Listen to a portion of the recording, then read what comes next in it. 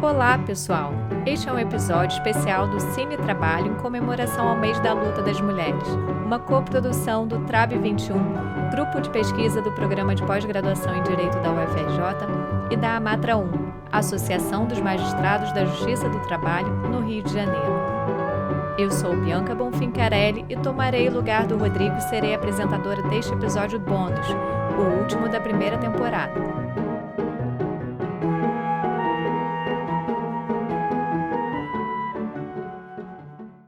Eu receberei aqui Bárbara Ferrito, mestre em Direito pela Universidade Federal do Rio de Janeiro, juíza do trabalho e diretora adjunta de Direitos Humanos da AMATRA 1. O papo vai rolar tendo como pano de fundo o filme Lionheart, uma produção nigeriana do ano de 2018, dirigido por Genevieve Nnaji, que tem a melhor avaliação de todo o acervo da Netflix. O filme traz Genevieve no papel de Adaeze, a diretora da empresa familiar Lionheart, líder do setor em uma região da Nigéria. Quando seu pai, o presidente da empresa, adoece, cria-se a expectativa de que ela assumirá seu posto. No entanto, o patriarca decide chamar seu irmão para assumir a função. Atenção! A intenção é trazer muitos spoilers. His reasons have nothing to do with you being a woman. Your uncle is just here to supervise. Mas não é só. Adaeze fica sabendo da situação delicada financeira pela qual passa a empresa. A partir daí, Adaeze e seu tio vão em busca de uma solução para salvar a empresa. Seja muito bem-vinda, Bárbara. Obrigada, Bianca. É uma felicidade grande estar aqui também, tratando novas plataformas nessa vida moderna aí de quarentena, pandemia e internet. Muito feliz de poder voltar para a UFRJ, ainda que não presencialmente. Nós que agradecemos a sua presença. Bárbara foi minha colega de mestrado na Faculdade Nacional de Direito, que foi mãe também em um período muito próximo à minha maternidade, mais recente, e está agora lançando um livro pela LTR, Direito e Desigualdade, uma análise da discriminação das mulheres no mercado de trabalho a partir dos usos dos tempos. Bárbara, e me conta um pouquinho, você hoje vai falar sobre o filme Lionheart. Por que você escolheu esse filme? O filme primeiro chamou atenção por ser um filme fora do circuito, né? Quando eu procurei filmes sobre direitos das mulheres, questões femininas, apareceram sempre aqueles filmes que a gente já conhece, todo mundo já viu, todo mundo já debateu. E aí, quando eu vi esse filme, eu achei interessante. É um filme nigeriano, assim, eu não conhecia. Então, achei que seria uma oportunidade de apresentar também um pouco, não que eu conheça, mas assim, de convidar as pessoas a conhecerem o cinema nigeriano, que é um cinema que está com grande produção. E também outro ponto que eu achei interessante do filme é que ele consegue nos fazer focar um pouco mais na questão de gênero a partir do momento que ele traz uma sociedade que é racializada, a sociedade é toda negra, então a questão racial fica um pouco de lado, apesar dela estar presente também, principalmente pra gente que não está acostumado com uma sociedade nessa configuração. E também trata de uma mulher rica, então as questões de classe também são esquecidas um pouco e a gente consegue focar no problema de ser mulher efetivamente. Eu acho que, apesar de sempre pensar a partir de uma ideia de interseccionalidade, é legal você também trabalhar as questões que você está na interseccionalidade de forma isolada para a gente poder conhecer melhor e aprofundar os estudos. Bárbara, e que temas você acha, além desses que você já falou, que temas você acha que esse filme suscita, assim, que reflexões ele te suscitou e que você pode aqui compartilhar com a gente?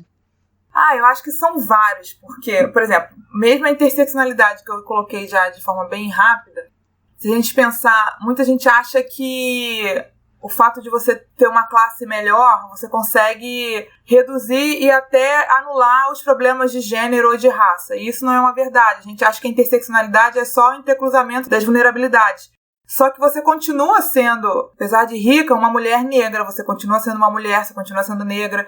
E ainda que você consiga algumas minorações pontuais das opressões, você não consegue anular completamente por causa da sua hegemonia em um determinado ponto. Isso eu acho muito interessante. Outro ponto que eu achei muito legal é mostrar um pouco do paternalismo que às vezes as mulheres são encaradas. Esse é um ponto que eu achei que eles foram bem sutis, mas a gente não fala muito disso. A mulher é sempre alguém que precisa ser tutelada. Então você vê, a gente tem uma personagem que é a Adaeze, que é uma mulher sinistro, assim. Você vê que ela tem o estilo dela, você vê que ela tem já a vida dela construída, trabalhadora, resolvida. Ela não é uma louca, não tem nada desses estereótipos que às vezes impõem às mulheres. E, no entanto, ela, pra subir na empresa, o pai achou necessário ela ter uma babá inicialmente, eu vou chamar o tio assim, né? A ela não foi dada imediatamente a chefia da empresa. Ela precisou aprender coisas que os homens querem nos ensinar, porque a mulher precisa desse momento de ensinamento que parece que só os homens conseguem fazer. A mulher não é capaz de ter certos ensinamentos por ela própria.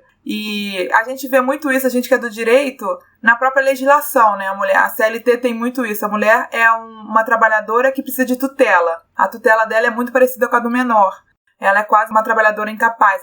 A Teresa Gosdal fala de uma trabalhadora imperfeita, né?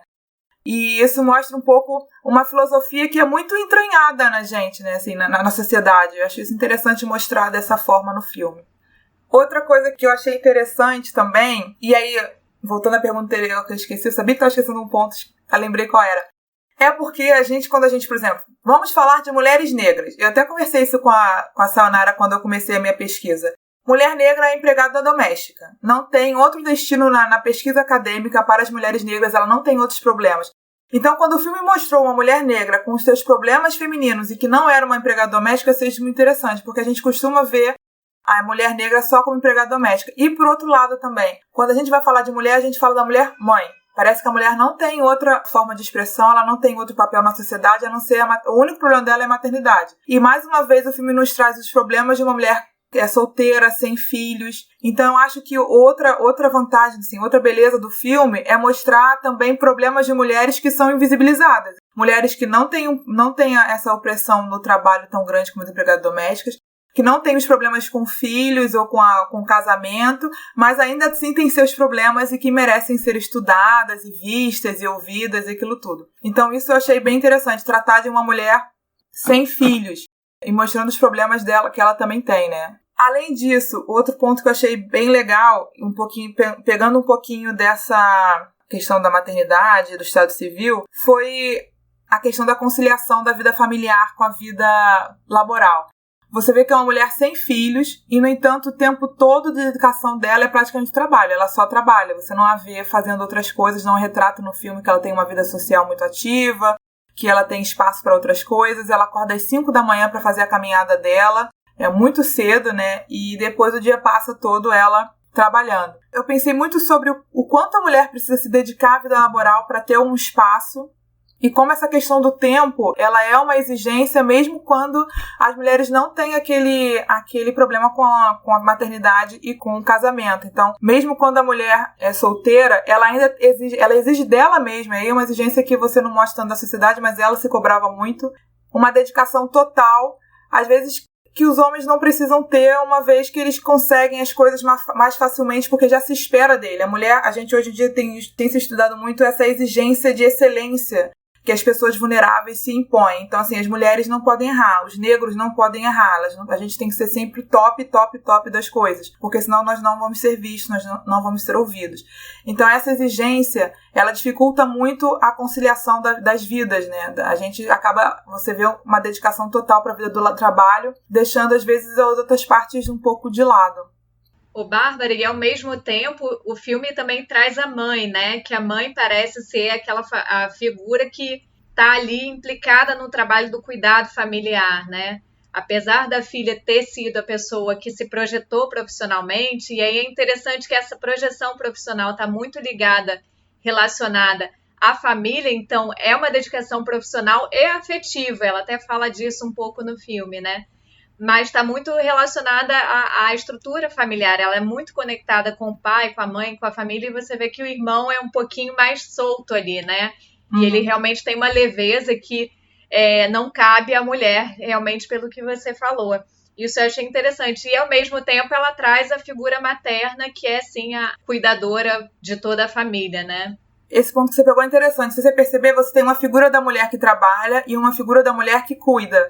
Mas são mulheres estanques, você não consegue ainda pensar numa conciliação, uma vida que seja possível viver esses dois mundos. são mundos que continuam se batendo, mas não conseguem se misturar de forma saudável, né? Sim. E você acha que o filme traz alguma reflexão sobre assédio sexual? Traz, e aí eu achei tão interessante, eu nem vou adiantar muito, que foi uma das cenas que eu acho que eu mais fiquei intrigada. Mas você vê que ela é uma mulher, como eu falei, muito sinistra, muito poderosa, assim, ela tem uma aura de poder, acho que é por causa da roupa, eu não sei, a postura dela também. E, no entanto, ela chega em lugares em que ela é tratada como objeto sexual, assim. É muito, muito forte a cena que você vê, em que ela vai pedir como é que fala? Ela vai pedir mais tempo, mais prazo, né, pro banco. E aí o tio dela oferece uma propina e o gerente pede ela de propina. Isso é uma coisa impensada, mas eu acho que é um exagero do que às vezes acontece. Acontece que o que aconteceu ali? Na verdade, ela foi olhada não como ser humano, mas como um objeto sexual. Um objeto, simplesmente. E isso as mulheres enfrentam muito no mercado de trabalho. Elas são tratadas dessa forma. E ainda que não seja uma coisa tão explícita, a gente acha isso é muito naturalizado. Tanto naturalizado que você, às vezes, é obrigada a achar engraçado certas piadas que não são engraçadas. Você tem que se sentir bem por ter recebido um elogio completamente sem sentido. Então, eu acho que essa questão do assédio, visto dessa maneira, que pra gente soa exagerado, mas que não sei como é que é na sociedade lá na Nigéria, mas eu acho que traz essas reflexões pra gente. E é interessante que nesse momento ela estava com o tio, né? Então, teoricamente, ela estava tutelada ali. Mas mesmo assim, ela sofreu um constrangimento, né? Sem dúvida alguma. E o que o filme te trouxe em termos de reflexão sobre violência? O que ele te despertou em relação a esse assunto? Não, eu acho que foi a primeira cena. O filme começa, né? Você vê aquela típica gangue, digamos assim, africana, que a gente imagina, aquelas histórias de África, é uma única história. Aquele pessoal nas picapes, armados até os dentes, sem camisa, vários homens negros fortes. E eles chegam com toda a sua violência e revolta, e é ela que tem que conter aquela situação, né? Ele começa a bater em várias pessoas e tal, e ela que tem que conter. E a pergunta é, se não fosse ela ali, uma mulher, será que eles chegariam com toda essa violência como foi? Será que essa violência, o fato de eles terem crescido tanto, não seria porque ela tem essa imagem feminina talvez mais rude? E ao mesmo tempo ela conseguiu conter essa comunicação violenta, mas conteve a partir do dinheiro. Isso que eu achei interessante. A solução foi ceder ao que eles estavam pedindo. Também não é uma solução muito boa. Mas ainda assim ela conseguiu resolver o problema lá na hora. Então eu acho que também mostra um pouco como a violência é utilizada na conversa com mulheres. Eu vi isso muito no início da pandemia, quando vazaram uns vídeos assim de reuniões, até mesmo audiência, em que as pessoas eram grosseiras umas com as outras, extremamente grosseiras, com xingamentos, às vezes palavras de baixo calão. E se você for notar, a maioria, todos os que eu vi foram homens sendo grosseiros com mulheres. Então você vê que essa liberdade para usar a violência como forma de comunicação também faz parte dessa relação de trabalho do homem com a mulher. O homem se dá esse direito, às vezes, de poder extravasar o seu estresse sendo mais grosseiro com a mulher. E quando é com outro homem, ele se contém mais. Eu acho que isso fica um pouquinho no filme também, nesse início. E como você está falando de comunicação, uma coisa também que eu notei em relação à comunicação e que é muito vivenciado por todas nós é quando a gente está no ambiente de trabalho, né? Que a gente está transparecendo ali é a nossa esfera profissional e a gente é elogiada pela aparência física, né? Então, em vários momentos ela é elogiada como se ela não estivesse ali como uma profissional, assim, são comentários completamente inadequados e acabam sendo violentos também, né, na medida em que a pessoa não está ali para ouvir isso, é uma forma de menosprezar, de diminuir, de subjugar a mulher que está ali se colocando como profissional, né, e precisa ser respeitada enquanto profissional. Eu concordo plenamente. Isso também aparece no filme. Eu acho que mostra uma incapacidade realmente nessa relação. Assim, você ter uma mulher ali no ambiente de trabalho, às vezes parece uma coisa que deixa as coisas meio estranhas. Assim, o que a gente faz com essa mulher? Como é que a gente elogia ela? O que a gente tem que olhar? As pessoas parecem às vezes que não sabem. Isso tem uma tese que eu achei muito legal, eu li lá no mestrado. Ela fala sobre das questões femininas a partir do olhar da primeira ministra mulher no STF, né? As duas primeiras ministras. como é que foi a sabatina delas, quais foram os problemas que elas enfrentaram a partir das questões de gênero. E você vê os absurdos, assim, do tipo, a Ellen Grace ser elogiada pela beleza dela na sabatina do STF. A mulher está na sabatina do STF para ser ministra do STF, na sabatina do Senado para ser ministra do STF. E as pessoas acham que a coisa mais interessante que se tem para fazer com ela é elogiar a beleza. Então, assim, é realmente esvaziar completamente a mulher como ser e torná-la só um corpo. E um absurdo. Mas você vê que essa incapacidade é uma questão também cultural, porque às vezes não passa realmente pela má fé, não há uma intenção, mas é uma questão da estrutura de como os gêneros têm se relacionado desde sempre. Sim. Quais foram as cenas do filme que mais te impactaram, assim? Por que você escolheu essas cenas para trazer pra gente e quais foram as reflexões que essas cenas te despertaram? Então, acho que eu podia citar duas, assim. Primeiro, essa que eu falei do gerente do banco falando que queria ela como propina.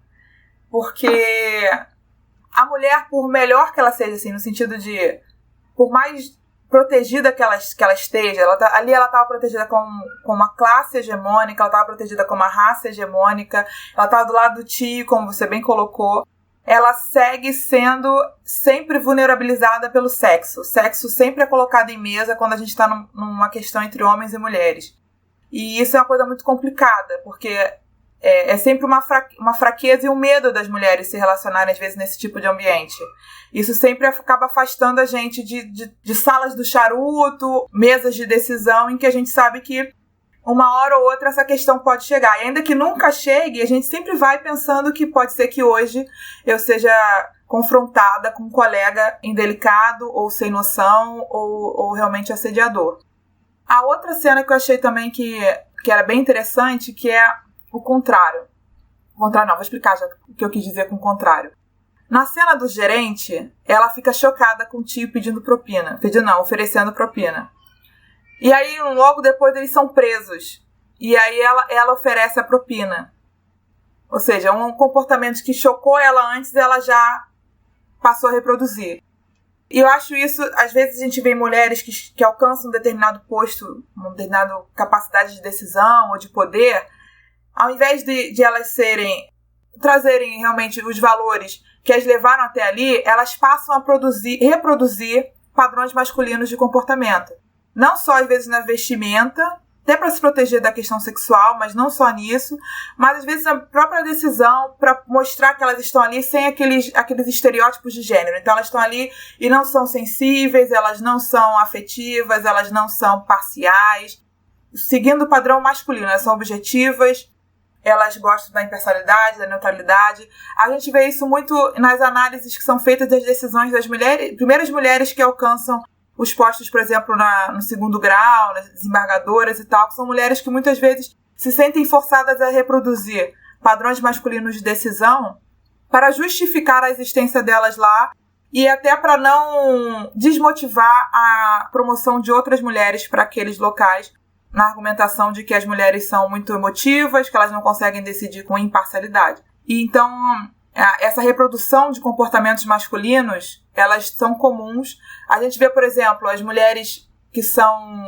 chefes de cozinha, vamos supor, às vezes reproduzindo uma forma estressante de lidar ali com a cozinha, que é um ambiente estressante já, mas que são comportamentos também tidos como masculinos. Elas reproduzem esse tipo de gerência, esse tipo de relação com a maternidade, às vezes, por exemplo.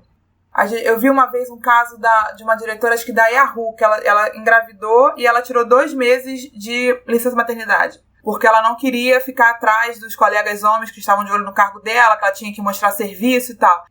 Então, a mulher que reproduziu, é claro que sim, ela é uma mulher vítima daquilo, né? Mas que também acabou por optar por reproduzir, ao invés dela ser aquela que vamos adotar aqui um padrão feminino de como lidar com a maternidade, o que é maternidade, isso tem que ser encarado de forma natural e tal. Não, ela repetiu o comportamento masculino no sentido de que a maternidade atrapalha o trabalho, a maternidade é um problema na empresa, aquela coisa toda. Então, eu acho que essas 2 cenas me trouxeram essas reflexões.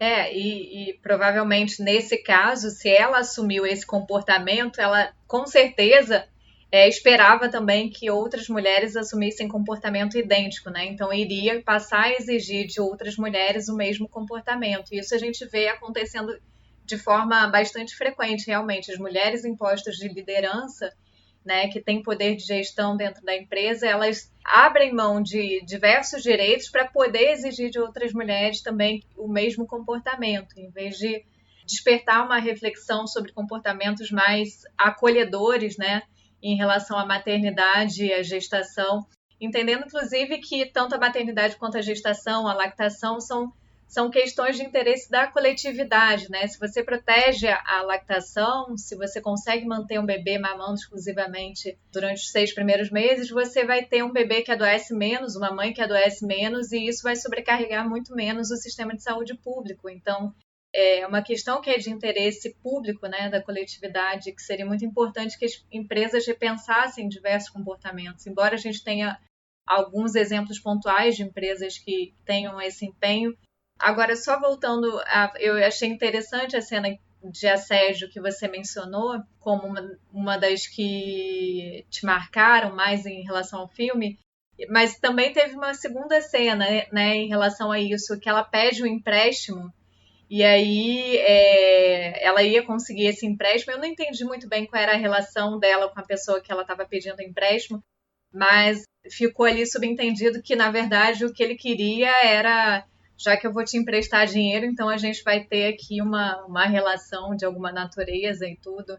Então, e aí ela acabou saindo ali daquela cena. O que você achou daquela cena? Eu acho que aquela cena marcou bem como as coisas ocorrem naquela sociedade, assim. Você vê que toda hora o sexo, quando é com ela, é uma moeda. O sexo é uma moeda, e é uma moeda muito naturalizada. Tanto que ela não fica horrorizada, ela não fica... Em número das cenas, ela fica ofendida. Ela fica muito mais ofendida com o tio oferecendo propina do que com o fato da propina ser ela. Ela deixa bem claro que não e tal, mas ela não fica ofendida. Então você vê que o fato do sexo ser uma moeda de troca, pedida pelos homens, é uma coisa muito naturalizada, né?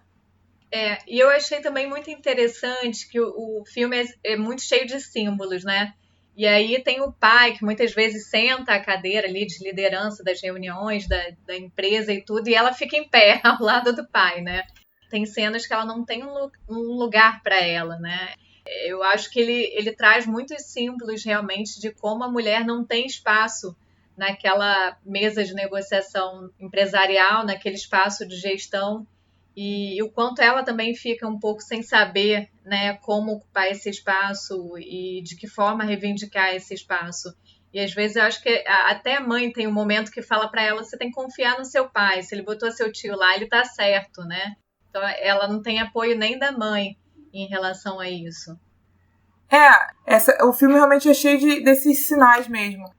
Essa questão da cadeira eu não tinha notado, mas você perceber quando ela enfim consegue o que ela quer, a cadeira é um sentido de agora eu tenho meu lugar, né? Eu acho que também passa um pouquinho por esse sentido, eu tenho o meu lugar. E... isso eu concordo, não tem nem o que acrescentar.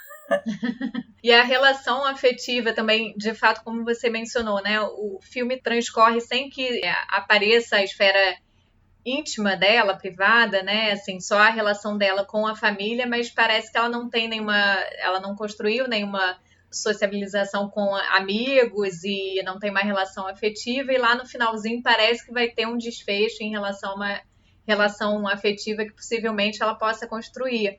Mas essa relação afetiva está vinculada ao trabalho, à família, né? Então, é bem o que você falou, assim, ela para estar segura, para se colocar, para buscar esse espaço naquela empresa, ela precisa se dedicar tanto que ela tem que abrir mão, renunciar da própria vida, né? Eu falo, a gente pensa em conciliação da vida familiar com a vida laboral, mas a gente deveria falar realmente a conciliação da vida, né? Porque às vezes a vida laboral suga tanto a gente tem que fazer tantas coisas e tal, que não é só a vida pessoal que é um problema, é a vida em si, viver é mais do que trabalho. E às vezes, como eu falei, esses grupos vulneráveis têm que mostrar um padrão de excelência e de nenhum erro tão grande, uma cobrança tão forte, que é impossível você pensar em uma conciliação com qualquer outra parte da vida que não seja realmente uma dedicação exclusiva para o trabalho. Ainda que você faça isso num determinado momento da vida, a gente tem que pensar também que existem fases da vida. No caso ali, ela estava me pareceu início de carreira não, mas ela estava ainda construindo as coisas na vida dela, né? Ela não tinha casado, embora fosse uma expectativa, pareceu pronto pelo final. Existem, claro, fases da vida em que a gente tem uma dedicação maior para um ponto ou um outro. Mas essa dedicação exclusiva realmente é um problema da nossa sociedade atual. Somente desses grupos vulnerabilizados.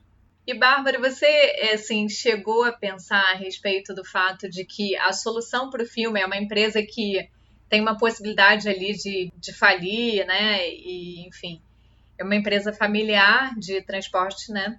E a solução que se propõe ali para que isso não aconteça é a união com uma outra empresa, né? Então, a solução é manter tudo nas mesmas mãos que já estavam desde o início do filme, que parece que já estavam há muito tempo, pelo que relata o filme. Isso também me intrigou, assim, né? É uma coisa, olha, o poder vai continuar aqui nas mãos dessas famílias e, inclusive, estabelece um relacionamento entre os filhos das mesmas famílias, para que realmente não saia dali. Você chegou a pensar a respeito disso? Não, eu não pensei exatamente isso não, mas se você pensar, realmente a gente, novamente, é uma postura paternalista. Se pensar a justificativa para isso, é continuar salvando os empregos daquelas pessoas e tal. Aí eu não sei, porque assim, existem empresas familiares, existem outras empresas familiares. Então assim, não é só porque é uma empresa familiar que a gente vai estar estabelecendo uma dinastia ali, ou eu sei que é um transporte, às vezes a gente pode tomar um exemplo do nosso, mas eu acho que nem sempre acontece dessa forma. Empresas familiares são saudáveis justamente pela proximidade, às vezes, da chefia com os cargos de piso de chão de fábrica, que o pessoal fala. Mas a gente vê que é um pensamento, aí vem a crítica de classe, né? É um pensamento que parte sempre para a solução, vem das próprias elites. Você não consegue engajar o trabalhador na solução daquele problema. O trabalhador é sempre parte de uma visão paternalista. Ele tem que ser tutelado, ele nunca pode democraticamente ter voz nesses processos com problemas na fábrica, como é que a gente vai salvar a empresa. É uma gestão realmente que exclui o trabalhador completamente. Mas ali no filme, se você pensar, acho que exclui todo mundo, porque você tem uma mesa de diretoria que não faz nada a não ser balançar a cabeça. Absurdo, assim, vamos concordar. Eles não fazem muita coisa. O salvar a empresa fica na mão só dela e do tio. A Daesa e do tio.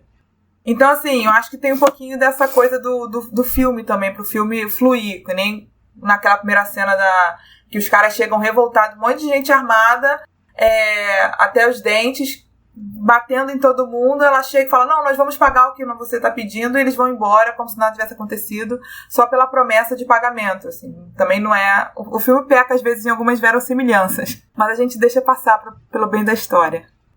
Eu concordo com você que às vezes uma empresa familiar pode sim ser muito saudável e tem esse aspecto da pessoalidade, né? Que a família ela vai saber quem é a história de cada funcionário, o perfil.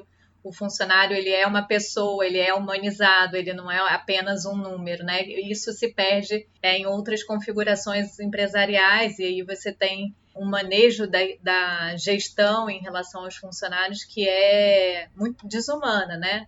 Então, certamente, eu concordo com a sua reflexão nesse sentido. Bárbara, e o que mais você gostaria de dizer a respeito do filme? Quer recomendar o filme? Enfim. Eu recomendo o filme, eu acho que é um filme, como eu falei acho que no início, despretensioso, assim, não é um filme que vai trazer reflexões profundas sobre a vida, o universo e tudo mais. Mas ainda assim, é um filme para ver em família, assim, não com crianças, né, mas em família, e que nos traz, acho que um entretenimento saudável, né? Um entretenimento que não nos aliena das coisas da sociedade, dos problemas da sociedade, mas sem deixar o filme pesado, né? Acho que é um filme leve que deixa você refletir um pouco e te entretém. Eu recomendo o filme, sim. Fiquei curiosa aí para ver outros filmes do cinema nigeriano e gostei muito da atriz. Acho que a atriz é muito boa. Uma coisa que eu acho que me chamou muita atenção, talvez por ser negra brasileira, né? Foi o cabelo. Eu achei lindo a forma como ela se relacionava com o cabelo dela, sabe? Vários penteados diferentes, até mesmo o cabelo solto, assim. Mostrar o cabelo sem produção, porque às vezes a gente... áudio, as pessoas não sabem, mas eu sou uma mulher negra, né? Então o cabelo na minha vida é uma questão. Meu cabelo, assim, pra eu deixar pro natural, ele tem que ter um tipo de cacho, tem todo um padrão que se impõe ao cabelo de uma mulher negra, né? E ali ela fugiu completamente, talvez, ao padrão brasileiro, e achei aquilo lindíssimo. Foi uma coisa que realmente me marcou, porque, como eu falei, para mulheres negras o cabelo é sempre uma questão. Então, até para isso, assim, para você ganhar uma autoestima com o cabelo, para quem tá passando por esses momentos, eu recomendo o filme também. Deixa eu ver o que mais eu poderia falar do filme. Eu achei interessante também o filme, porque a gente, quando lê a sinopse, você imagina que o tio vai ser a pessoa má do filme, uma espécie de vilã, porque a presidência da empresa foi pro tio. E não é, ele é apenas uma outra pessoa completamente diferente, que tem um estilo bem diferente de gestão, mas que ao mesmo tempo tem lá a sua eficácia, tanto que é ele que acha principalmente a solução, né? Você falou do tio, e aí eu lembrei também, assim, que na verdade quem dá a solução para o problema da empresa acaba sendo o tio, e não ela que é a mulher, né? É a figura masculina que dá a solução, porque a ideia da fusão parte do tio. E também eles só conseguem fazer essa fusão, essa união das empresas, porque eles se descobrem, aí os dois presidentes, né, da empresa se descobrem da mesma origem. Então, essa conciliação só é possível por uma questão de identidade de origem, que aí é muito própria da cultura deles, né? E acho que a gente conhece muito pouco a respeito disso. O que eu ia falar é que é interessante também como mostra que não é um filme que exalta a mulher no sentido de a mulher é a salvadora da empresa, a mulher fez tudo sozinha, e não é.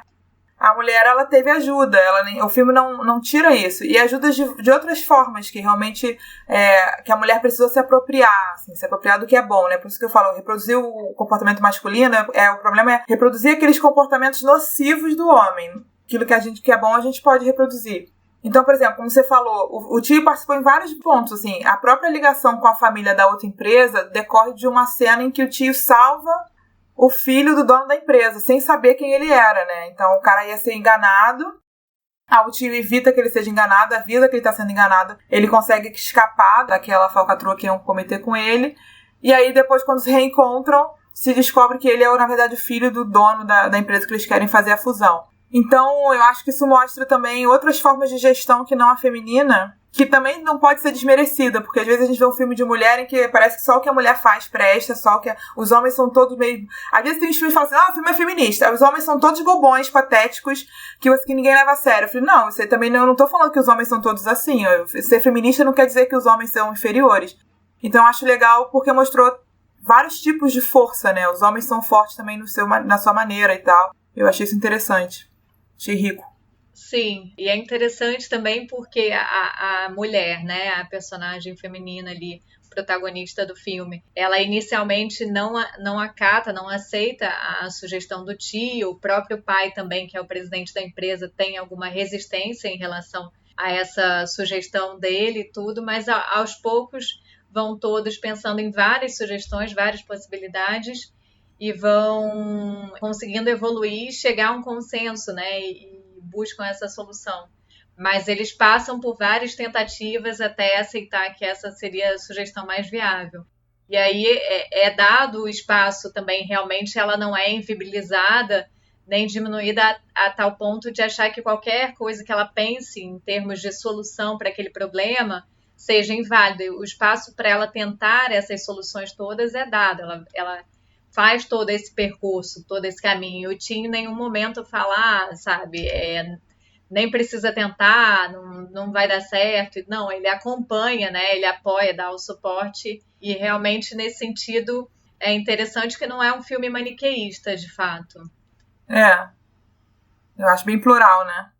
Sim, sim. Bárbara, me diz uma coisa. O que você acha que o filme ajuda a refletir sobre o teto de cristal? O que ele te desperta sobre esse tema? O teto de cristal, eu chamo de teto de cristal, aqui a gente fala mais de teto de vidro, mas eu tô trabalhando na superação desse termo, porque eu acho que ele é equivocado. Eu acho que, assim, ela é uma mulher, ela é, como eu falei desde o início, né? Eu acho ela sinistra, para não usar outro adjetivo inapropriado.